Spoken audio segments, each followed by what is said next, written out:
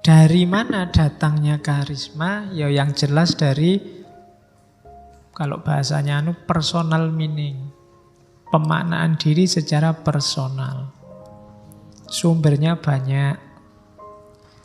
Ini bagi kalian yang merasa krisis identitas, sedang bingung memaknai dirimu sendiri, konsep personal meaning ini bisa kalian pakai. Yang pertama apa? Konsep diri. Konseplah dirimu. Jawablah pertanyaan, siapa aku? Awalnya dari situ. Kalau kamu bisa membangun personal meaning, nanti naik level ke sosok karismatik itu mudah. Tapi kalau tidak ada personal meaning, kamu tidak akan nyampe ke level karismatik. Makanya biasanya tokoh-tokoh karismatik itu diawali dari uzlah, diawali dari merenung, meditasi, refleksi.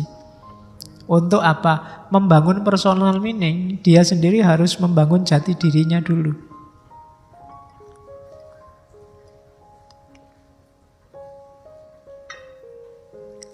Yang pertama itu konsep diri. Konsep diri ini penting ya, semua orang harus punya. Kalau enggak, kamu enggak bisa mengembangkan dirimu. Kamu harus bisa jawab, siapa aku? Ciri-ciriku itu apa? Kelebihanku itu apa? Kalau kamu enggak bisa jawab ini, ya kamu enggak akan bisa naik kelas. Baik kelas individual maupun kelas sosialmu. Harus kenal. Ada kalanya personal meaning itu sifatnya warisan. Enggak apa-apa. Anak kiai loh, itu warisan. Mau gak mau kamu harus menanggung beban identitas sebagai putranya kiai. Anaknya guru, itu warisan. Keturunannya bangsawan loh, itu warisan. Mau gak mau beban itu kamu sandang. Jadikan modal untuk personal meaning. Itu muridnya wali loh, nah, itu juga warisan, jenisnya warisan. Jadi dapat dari orang lain, dari gurumu, itu warisan juga. Ini bisa membangun personal meaning, makna hidupmu. Ada kalanya personal meaning itu dibangun atas dasar altruistik. Dasar altruistik itu, altruisme itu kan lebih mementingkan orang lain daripada dirimu sendiri. Misalnya gini altruisme itu, aku ini bukan apa-apa, aku hanya pelayannya umat. Nah, itu sebenarnya membangun citra dirinya sendiri, membangun konsep dirinya sendiri dengan cara altruistik. Jadi yang didahulukan temannya. Aku ini hanya takmir, bukan dirinya tapi takmirnya yang disebut. Untuk menunjukkan bahwa dia lebih mementingkan pengabdian di masjid daripada kepentingannya sendiri. Itu namanya altruisme. Bisa juga untuk membangun personal meaning. Aku ini kan hanya penggembala umat, kan ada yang kayak gitu. Itu altruistik. Silahkan dipakai untuk personal meaning. Ada yang berasal dari budaya atau tradisi. Aku ini orang Jawa loh, mbok sing Jawani. Nah, itu membangun personal meaning dari aspek budaya dan tradisi. Ada yang berdasarkan orientasi sosial atau politik. Aku NU loh, aku Muhammadiyah loh, aku FPI loh. Oh, itu orientasi sosial. Aku PKB loh, itu orientasi sosial politik. Ini bisa juga untuk membangun personal meaning, makna dirimu. Siapa kamu? Atau dari spiritualitas.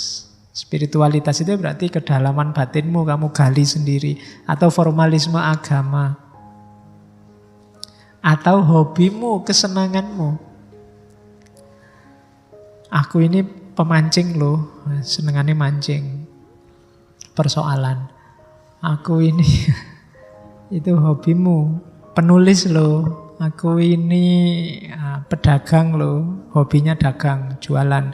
Kalau uangnya habis, celananya dijual, bajunya dijual.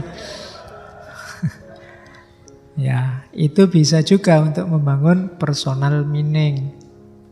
Terus nilai. idealitas. Itu pasti cara untuk membangun personal meaning. Ya saya bilang tadi, setiap orang harus punya ini. Nanti tokoh karismatik, pemimpin yang karismatik itu juga dia akan membangun personal meaningnya seputar hal-hal ini. Karena hal-hal inilah nanti yang jadi rujukannya setiap orang. Konsep diri, siapa dia, ada hubungan sama kerajaan Mojopahit apa enggak, itu warisan. Ada hubungannya sama pondok mana, itu warisan. Atau altruisme, seperti apa perjuangannya, dia egois apa enggak, mementingkan umat apa enggak, atau dari budaya mana, atau orientasi sosial politiknya dia Sunni apa Syiah. Nah, itu termasuk juga nanti hubungannya sama itu. Dan seterusnya. Jadi sumber karisma diawali lewat personal meaning. Semakin kuat personamu, semakin kamu mudah untuk meraih simpati dari followermu. Jangan jadi orang cair. Orang cair itu sering kejebak dengan kecairannya sendiri. Kamu NU apa Muhammadiyah apa HTI apa FPI? Wah, saya enggak di mana-mana. Wah, itu susah. Kamu membangun personal meaningmu agak susah. Mending tegas saja. Saya FPI. Wah, itu tegas namanya. Loh, personmu jelas, orang menyikapimu juga enak. Oh, berarti ini nanti pemimpin karismatik, calon pemimpin karismatik dari FPI kayak ini. Nah, itu jadi caranya begitu, membangun personal meaning. Aku adalah santri teladan. Nah, itu kan personal meaning namanya. Enak, identitasnya jelas. Tapi kalau identitasmu nggak jelas, saya mengalir aja lah Pak, saya ya susah. Nggak mungkin jadi pemimpin kamu. Jadinya cuma follower. Ya kamu nanti yang ngikuti orang-orang yang karismatik tadi. Jadi ya monggo kalau mau cair, cuma ya resikonya kamu nggak akan jadi pemimpin. Kamu hanya akan jadi follower. Oke. Pemimpin itu yang karismatik, dia pasti visioner. Tidak ada pemimpin karismatik itu yang pasrah dengan keadaan.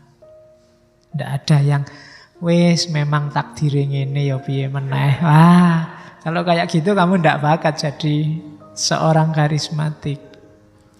Dia harus visioner.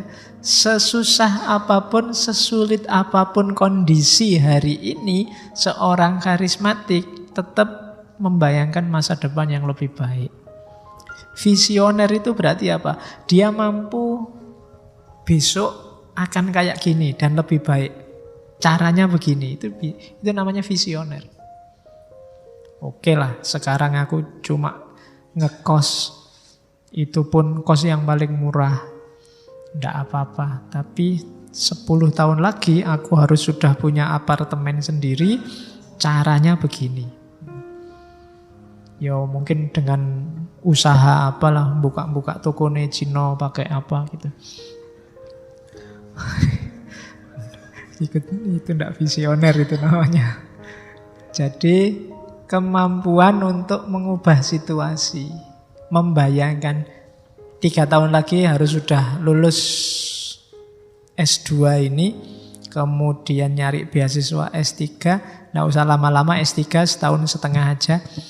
Terus, loh ya kan namanya visioner. Caranya biar cepet gampang, gini aja lah, disertasinya digini-giniin, nanti itu namanya visioner. Jadi setahun setengah beres, selesai. Setelah itu baru ke luar negeri. Nah, jadi TKI. Iya kan, yang penting sudah dokter tuh ya. TKI kalau sudah dokter mungkin kan posisinya beda. Oke, terus. Nah, seorang karismatik itu orientasinya masa depan. Jadi mikirnya selalu ke depan, tidak mikir ke belakang. Terus seorang yang karismatik dia bisa membedakan apa adanya dengan yang seharusnya. Realnya begini tapi seharusnya begini. Nah, itu pinter orang-orang semacam ini. Jadi kenapa dia punya idealisme? Orang yang tidak bisa membedakan sesuatu apa adanya dan sesuatu yang seharusnya, itu dia kejebak dua hal paling tidak. Yang pertama, pasrah total, atau idealisme yang tidak terkontrol. Misalnya, idealisme yang tidak terkontrol itu, kamu kuliahnya di Usuluddin, jurusan tafsir, tapi cita-citanya saya pengen jadi dokter, Pak. Itu kan tidak nyambung, nggak lihat realitas hari ini. Dari kuliah tafsir ya jadi mufassir, kalau jadi dokter terlalu jauh, jadi dukun masih mungkin. Loh, ya kan itu namanya punya visi tapi realistis, sambungkan sama kondisi kekinian hari ini. Jangan terlalu jauh, nanti susah. Jadi presiden masih mungkin. Mungkin kamu masuk partai yang besar, terus kawinlah sama anaknya ketua partai, sopo ngerti, terus disuruh gantiin dan besok nyalon presiden. Nah itu masih bisa, jalannya masih ada. Tapi kalau urus jurusan tafsir pengen jadi dokter ya susah memang. Ya mungkin bisa kerja di rumah sakit tapi bukan dokter. Ya bagian dungane yang sudah meninggal itu. Terus yang keempat, ya, dan ya visioner itu punya orientasi masa depan tidak dalam konotasi cita-cita ngawur, tapi dalam konotasi naik kelas, mengubah dari kondisi sulit hari ini dengan kondisi penuh harapan di masa depan. Itu namanya visioner. Dan punya rencana, dia punya strategi. Jadi orang yang visioner ini salah satu cirinya seorang karismatik. Kamu juga masing-masing harus punya strategi loh ya. Sekarang saya kuliah semester sekian, 2-3 tahun lagi semester sekian, 7 tahun lagi DO. Tuh. Lo ya diantisipasi. Ya dirancang sing tenanan masa depanmu. Kalau kamu sampai DO berarti kamu tidak visioner, tidak bisa ngitung jalan ke depannya sampai kapan. Oke. Ciri yang kedua, seorang karismatik itu percaya diri dan berani mengambil resiko. Tidak ada pemimpin karismatik kok ragu-ragu. Lia Eden itu mantep loh, luar biasa kalau ceramah. Dimas Taat itu sebelum pegang polisi itu coba dengerin kalau dia ngomong mantep. Sampai profesor aja bisa ketipu. Itu percaya diri yang luar biasa. Tidak sembarangan bisa begitu. Saya pernah baca Lia Eden itu ngajak pengikutnya melakukan ritual membersihkan diri. Caranya apa? Semua rambut harus dicukur. Tidak cuma kumis, tidak cuma ini. Termasuk rambut-rambut di lengan, ya apalagi yang itu harus bersih. Jadi gundul-ndul pokoknya. Semuanya dari atas sampai bawah. Tidak laki-laki, tidak perempuan. Harus begitu. Itu ritual membersihkan dirinya. Dan itu followernya percaya. Saya tidak tahu, mungkin ada nggak ritual ngecek sudah gundul bener apa enggaknya. Apa ya percaya wae lah, yang penting wis gundul kabeh. Jadi ada ritual kayak gitu. Itu kan susah loh bisa nyuruh orang kayak gitu kalau dia sendiri nggak percaya dirinya sendiri. Kalau imamnya ragu-ragu ya nggak mungkin. Jamaahnya yakin. Jadi cirinya begitu. Ya dulu ada orang yang ngaku Imam Mahdi di Mekah. Salah satu Mahdi Sunni. Saya punya banyak tulisan tentang klaim-klaim Mahdi yang dari Sunni. Ada orang namanya Muhammad bin Abdullah Al-Qahtani. Dia yakin dirinya Imam Mahdi karena ada hadis yang bilang bahwa besok akan datang Imam Mahdi, namanya adalah namaku, nama ayahnya juga nama ayahku. Dia namanya Muhammad bin Abdullah. Cuma dari suku Qahtan. Dan dia ngaku Imam Mahdi, punya saudara ipar namanya Juhaiman al-Utaibi. Ini dia bisa, dua orang ini dan pengikutnya sekitar 500-an orang yang menganggap dia Imam Mahdi, menaklukkan Masjidil Haram. Jadi satu ketika dia dan pengikutnya menyerbu Masjidil Haram, subuh-subuh Dia sama pengikutnya masuk masjid sambil bawa senjata. Terus diserbu masjid itu, dikuasai. Semua jamaah masjid, ratusan orang yang ada di dalam itu dipaksa untuk membaiat si Al-Qahtani ini. Kalau nggak mau dibunuh. Sekitar 2 mingguan lebih, saya lupa tahun 79 apa 80, Masjidil Haram itu dikuasai oleh mereka. Ratusan yang tewas dibantai di dalam masjid. Kamu nggak pernah dengar cerita ini mungkin ya. Coba kamu lacak di Google. Namanya Muhammad bin Abdullah Al-Qahtani. Dan saat itu polisi-polisi, tentara-tentara Arab tidak berani masuk ke Masjidil Haram. Kenapa? Itu tempat suci ya, masa dipakai perang? Susah dia. Jadi akhirnya apa? Mendatangkan pasukan Perancis. Syaratnya pasukan Perancisnya disuruh syahadat dulu. Ya, susah ya. Dirinya sendiri yang muslim tidak berani masuk. Akhirnya minta bantuan orang lain, tapi orang lain ini suruh syahadat dulu. Ben dadi Islam, ya lah. Jadi ratusan yang meninggal selama 2 minggu. Dan bisa dapat pengikut 500-an orang itu kan luar biasa zaman itu. Karena dia apa? Rasa percaya dirinya tinggi. Yakin 100% kalau aku itu Imam Mahdi. Dan orang diwajibkan yakin. Sebenarnya kalau mau bertahan mati-matian mungkin korbannya lebih besar. Cuma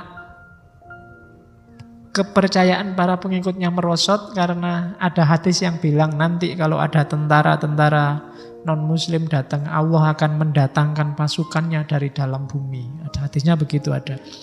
Ini ditunggu-tunggu sudah diserbu pasukan Perancis yang dari dalam bumi kok tidak muncul-muncul. Akhirnya mulai tidak percaya sama Imam Mahdinya. Begitu nggak percaya ya jatuh sudah pendukungnya. Dan itu yang terjadi. Jadi percaya diri, berani dengan resiko. Siap menerima resiko. Baik resiko profesional apalagi fisik. Dan mampu membuat jamaahnya berani berkorban. Nggak masalah. Yang penting demi si pemimpin yang karismatik ini. Dulu Indonesia punya Soekarno. Kalau dia berteriak revolusi, mengobarkan semangat, semua pejuang berani mati sudah. Jadi mendorong pengikutnya berani mengambil resiko. Dan ya pinter nyari strategi. Ibnu Tumat itu strateginya dia menjiplak sejarahnya Nabi. Nanti sahabatnya dibagi 2, ada Muhajirin, ada Ansor. Nanti dia melakukan hijrah. Pokoknya dia mengfotokopi jalan hidupnya Nabi. Ini bikin jamaahnya makin percaya, wah ini memang Imam Mahdi beneran ini. Ceritanya persis kayak Nabi. Karena memang dia sengaja memfotokopi gayanya Nabi. Mulai nama sahabatnya, gerakannya. Yang tidak ditiru cuma istrinya. Ya, mungkin seandainya total beliau punya istri 9 kayak Nabi, mungkin ya tambah yakin mungkin loh ya pengikutnya. Jadi itu yang cirinya seorang karismatik, percaya diri dan berani mengambil resiko. Hasilnya apa? Relasional.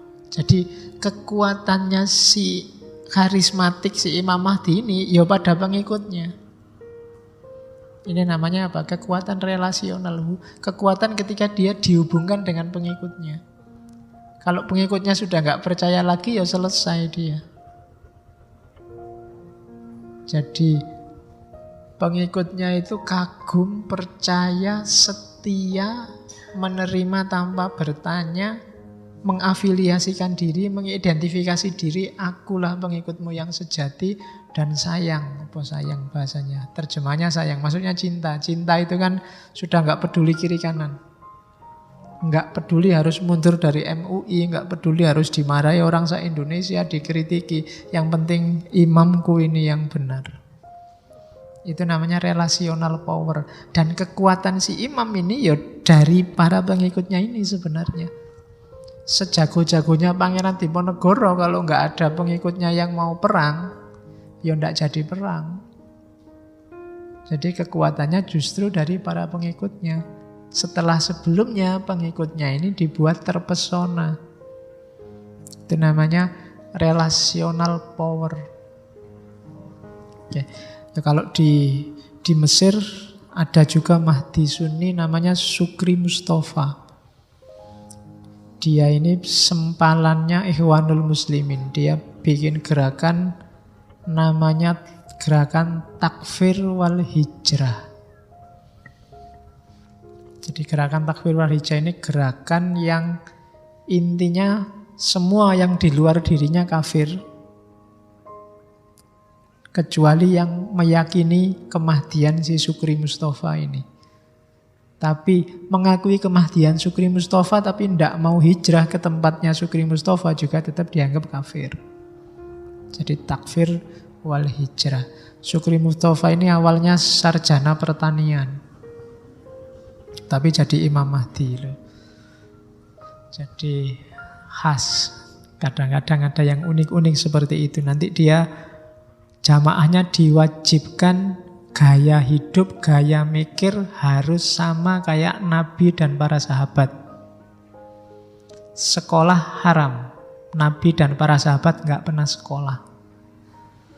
Iya, sekolah diharamkan. Jadi berarti kamu sekolah itu bid'ah sebenarnya. Tidak boleh. Katanya Sukri Mustafa begitu. Dan ilmu macam-macam itu tidak ada gunanya. Ilmu itu cukup tauhid sama fikih dasar sudah. Ditambah ilmu macam-macam itu nambah kacau, nambah ruwet. Sudah ngerti itu ya sudah, wis menikmati hidup.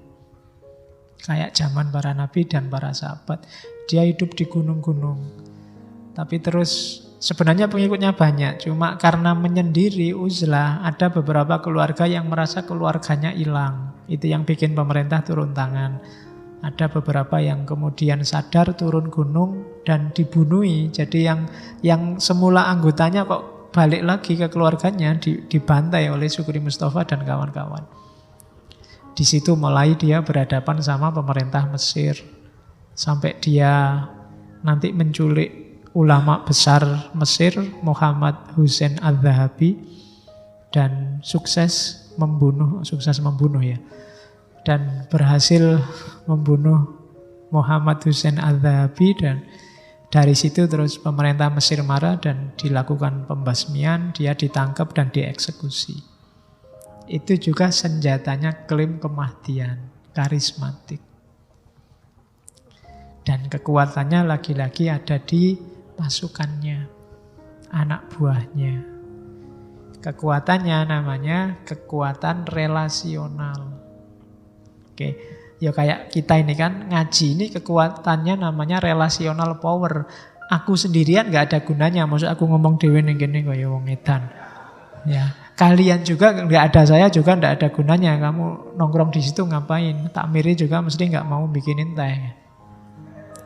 Ini namanya apa? Kekuatan kita ini namanya kekuatan relasional. Tidak mungkin kita kuat sendirian, sukses sendirian, harus bareng-bareng. Nah, di dunia sosiologi namanya relational power. Terus, nah, ciri paling menonjol dari karisma itu namanya breakthrough. Breakthrough itu terobosan. Situasi sumpek, krisis, dialah yang bisa nyari terobosan. Dialah yang bisa nyari jalan keluar. Inilah nanti yang bikin dia dicintai oleh pengikutnya. Sudah sumpek, utang banyak, bertumpuk-tumpuk, bayarnya gimana? Ada terobosan baru, penggandaan uang. Yo, kan terus seneng orang. Wah, ini luar. Disuruh ngapain aja mau, ndak masalah asal uangnya jadi banyak. Nah, itu breakthrough. Dengan breakthrough inilah dia bisa mengontrol kondisi saat ini. Dengan breakthrough jamaahnya jadi semakin kagum. Dengan breakthrough orang mau berjuang, mengorbankan diri, merendahkan dirinya. Gara-gara apa? Dia lihat terobosannya. Dulu Cokroaminoto itu dianggap Imam Mahdi juga. Orang menggelarinya Heru Cokro. Jadi kenapa banyak melakukan terobosan-terobosan baru? Orang jadi kagum, tunduk, takluk.